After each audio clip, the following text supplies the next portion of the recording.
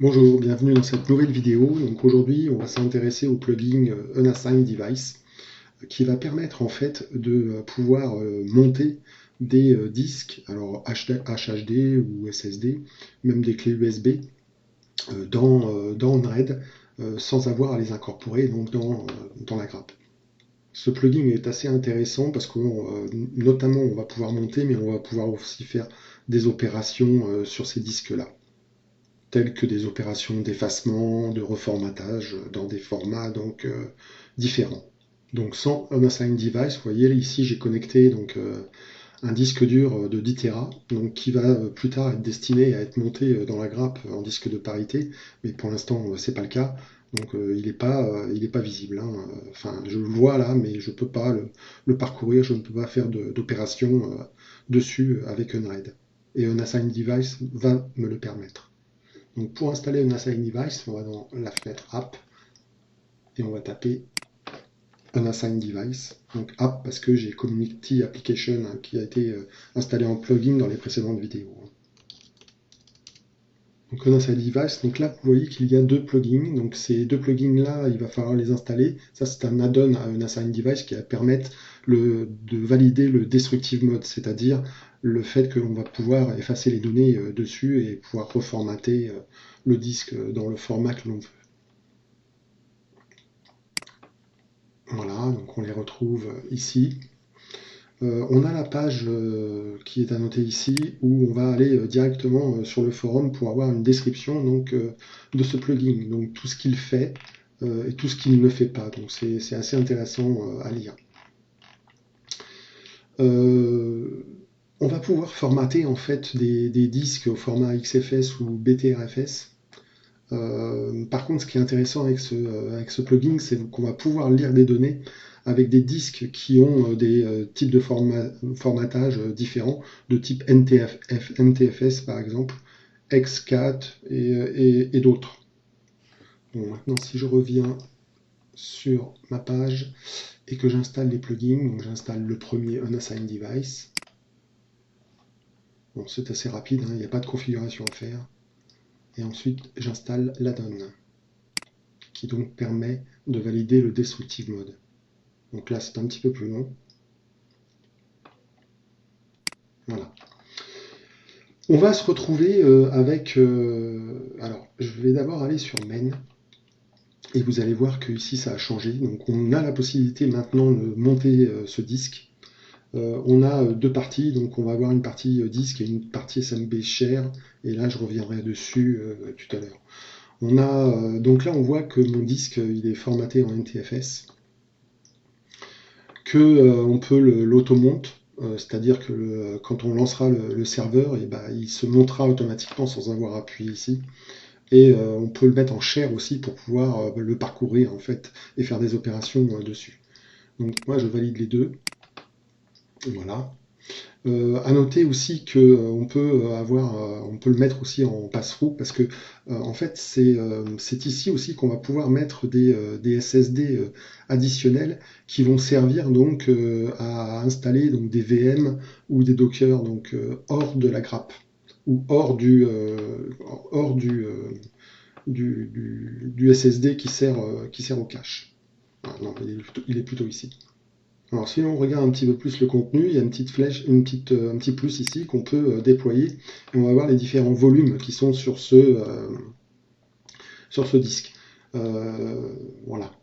Et là, on voit que la partie nouveau nom, donc elle n'est pas en share, donc vaut mieux la mettre. Valider aussi pour y avoir accès. Maintenant, si je monte le disque, je vais pouvoir avoir accès aux données. Donc je redéploie, donc on voit que on voit les tailles d'occupation. Si je redéploie ici, on voit que c'est bien celui-ci qui a des données. D'où l'intérêt de l'avoir mis en share. On peut le parcourir en appuyant là. Voilà, on peut le parcourir. On peut le renommer aussi, mais dans ce cas-là, faut le démonter. Donc en le démontant, on peut retourner ici et renommer de façon plus sympathique son nom, tel qu'il sera vu à travers l'explorateur. Donc mon disque externe par exemple. Voilà. Et là si je le remonte. Alors ce qu'il faut noter, c'est que étant donné qu'on a ici validé l'option share, on doit le voir dans l'explorateur. Donc si je reviens sur mon serveur, vous voyez, on le voit ici. Alors, peut-être que vous ne l'aurez pas au départ, parce que j'ai constaté que des fois, il fallait attendre, je ne sais pas pourquoi, 1 à 2 minutes avant de le voir apparaître. Mais bon, le voilà. Et donc, je peux maintenant, par l'explorateur Windows, le parcourir et faire des opérations de copier-coller dessus. Voyons maintenant les options. Alors, en fait, quand on a installé un Assign Device, si on va dans la fenêtre Setting, on a un nouveau User Utility qui s'est créé avec un Assign Device qui va permettre donc de configurer quelques options. Alors le Destructive Mode, il n'est pas validé par défaut. Donc si vous voulez pouvoir y avoir accès, il faudra le valider.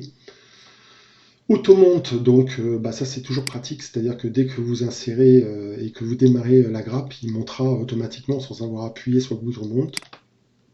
Pour les autres, on les laisse par défaut. Ici, si vous avez, alors c'est dans le cas de SMB Share, si vous avez un serveur qui ne correspond qu'avec le protocole SMB V1, dans ce cas-là, il faudra mettre Yes, mais c'est pas recommandé. Et ici, donc je laisse comme ça aussi. Donc on fait Apply pour valider les modifications. Voilà. Alors ce qui peut être noté, c'est que le fait d'avoir installé un Assign Device, si on va dans les extras de SMB, on a cette partie-là, ce script-là qui a été rajouté. On n'y touche pas, bien entendu. Si je reviens sur la première, le main page, le fait d'avoir installé en fait, le Destructive Mode nous permet d'avoir accès donc, à la petite croix là, seulement si le disque n'est pas monté. Donc si je démonte, par exemple, l'ensemble de mon disque, je vois que je peux donc activer le Destructive Mode, donc à savoir enlever donc la partition. Alors maintenant on va jouer avec ce Destructive Mode. Bon, moi j'ai mes données, hein, je les ai déjà transférées, donc c'est pas un souci si je les perds. Donc le Destructive Mode c'est ça. Donc on valide. Et donc il faut confirmer, hein, c'est quand même bien sécurisé, il faut confirmer par Yes. Voilà. Et Remove. Voilà, il faut attendre un petit peu.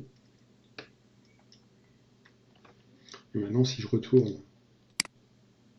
ici, je peux aussi enlever ça.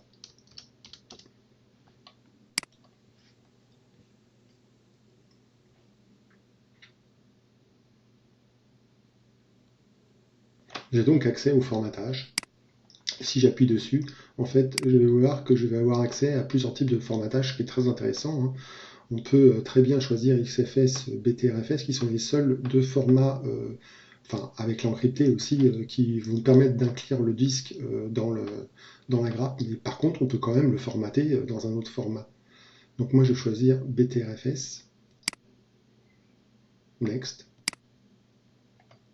Pareil, on a encore à taper Yes pour confirmer. Et Format. Donc pendant ce temps-là, on voit Formatting, Formatted, et voilà. Donc là, il s'est monté automatiquement. Qu'est-ce que ça donne à ce niveau-là? Donc on a donc tout en BTRFS, c'est très bien. On peut le parcourir de la même manière. Si je veux le renommer, il faut que je le démonte.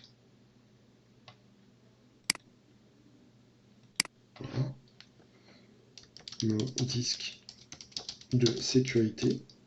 Je vais éviter les accents.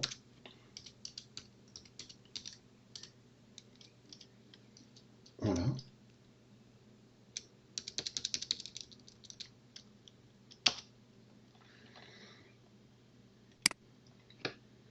Celui-ci va être visible probablement. Voilà, il faut que je le remonte. Je vais vérifier quand même que l'autre partie est aussi montée et chère, c'est bon. Maintenant, si je vais sur mon serveur, voilà, là, mon disque de sécurité qui bien entendu est vide. Et à partir de ce moment-là, je peux le monter dans la grappe en termes de disque de sécurité. Bon là, un préclear va pas être nécessaire, mais par exemple si j'avais disque sécurité et que je voulais préparer un disque 4 en fait à inclure dans la grappe, il aurait été très judicieux après cette manip-là d'installer le plugin préclear pour pouvoir inscrire des zéros partout sur le disque, afin que lors de l'insertion du disque 4, le calcul de parité soit instantané. Le dernier sujet que je voulais aborder, ce sont les SMB share. Donc les SMB share, ce sont en fait les dossiers en partage réseau qui sont accessibles ici et qui peuvent être montés dans Unraid pour effectuer aussi des opérations diverses. Donc ici, il s'agit de mon serveur Unraid, et ici, il s'agit donc de dossiers que j'ai mis en partage réseau et qui appartiennent donc à ce PC. Alors bon, c'est pas là, c'est une méthode. J'ai pas trouvé en fait comment pouvoir les monter au niveau de Unraid, mais je vais quand même vous faire voir la manip en attendant de trouver une solution. Et je vous présenterai une autre solution qui marche, c'est-à-dire de monter un user share ici à partir du serveur Polo. Donc bien entendu, si je prends vidéo par exemple, les accès doivent être accordés. On y va, donc il faut configurer le partage et la partie sécurité avec son nom de session Windows. Donc je ne rentrerai pas dans le détail, mais cette partie configuration-là est nécessaire. Alors comment on fait? On fait add, donc là ça va être un partage par SMB, donc on prend le sigle Windows, et on va faire un scan des serveurs dispo sur le réseau local. Voilà, on a la liste ici, donc on sélectionne famille PC, next. Et là, on va avoir en fait à rentrer le username et le password, donc rattaché à notre Windows. Si on ne le fait pas, a priori, ça ne marche pas. Donc c'est absolument obligatoire de le faire. Donc on rentre ici un username et ici et après le password. Donc je vais le rentrer. Le password.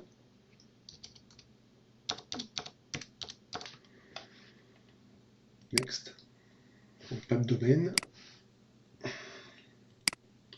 Et en appuyant sur l'autre share, en fait, on va aller scanner le contenu donc, des disques réseau et en afficher la liste pour sélectionner celui que l'on veut mettre dans un assign device. Donc ça prend un peu de temps, 20-30 secondes. Voilà, le scan est terminé. Et là, on peut sélectionner. Donc ça a été me chercher tous les disques réseau qui étaient accessibles. Donc je sélectionne vidéo et je fais done. Donc on est content, on a success. On a donc le nouveau SMB share qui s'est créé. On va pouvoir aller modifier son nom. Par exemple, vidéo, par exemple. Voilà. Alors pour valider le nom, il faut toujours aller à la ligne et retour chariot. Ça sera le nom qui sera affiché donc, dans l'explorateur Windows en fait. On peut l'enlever, bien entendu. Automont a été mis automatiquement. Et en fait, pour monter le disque, c'est là, mais c'est là où moi, ça ne marche pas encore chez moi. Il y a une configuration dans Windows que j'ai oublié pour pouvoir le monter correctement. Donc maintenant, je vais vous faire voir la méthode qui marche. Donc, par exemple, si vous avez un autre serveur et que vous voulez, par ce serveur-là, pouvoir accéder au user share donc, de l'autre serveur.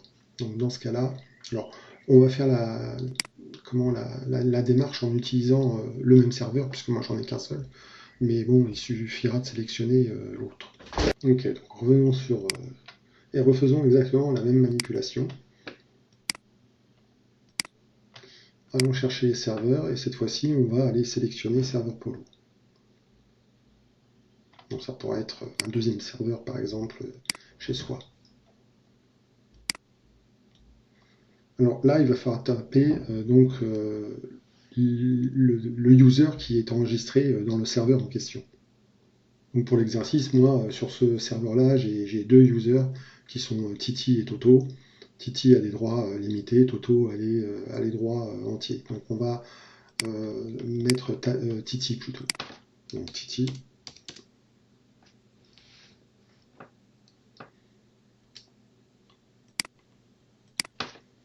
Je tape le mot de passe que j'ai enregistré pour Titi. Next. Load share. Donc là, on voit déjà que ça va beaucoup plus rapidement du fait que je suis déjà sur ce serveur-là. Donc je vais pouvoir, par exemple, ajouter mes photos. Je fais Done.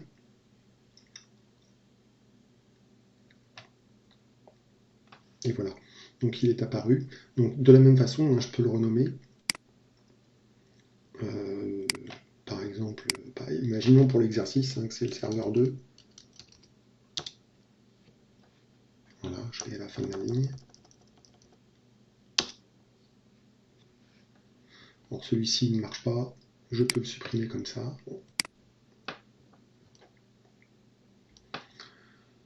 Voilà, et là si j'appuie ici, on voit qu'on arrive bien à monter ce user share là, que je peux l'explorer. Je peux explorer son contenu, donc ça marche.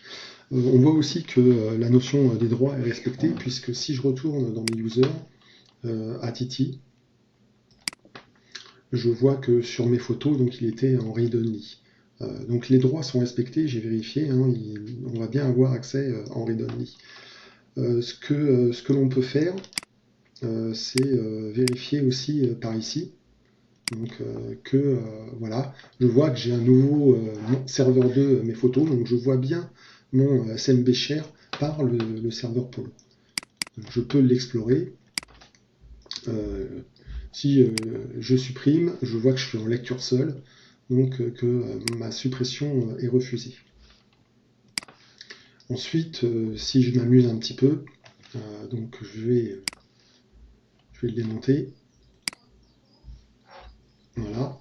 Si je m'amuse un petit peu, je vais changer Titi en no access sur mes photos. Et comme je l'ai enregistré avec Titi plus son mot de passe, à présent, si je veux monter ce user share là, je vois que je ne peux pas le monter parce que j'ai plus l'accès. Donc voilà, j'ai fait le tour de Unassigned Device, qui est donc un plugin bien sympathique et utile. Maintenant, restera à résoudre le petit problème que j'ai eu avec mes dossiers de partage Windows, où j'ai pas encore trouvé comment pouvoir les monter correctement. Mais bon, on voit que si on s'adresse à un serveur, donc imaginons un deuxième serveur, avec des users bien identifiés, en procédant de la sorte, on est capable de les monter. Voilà, c'est la fin de cette vidéo.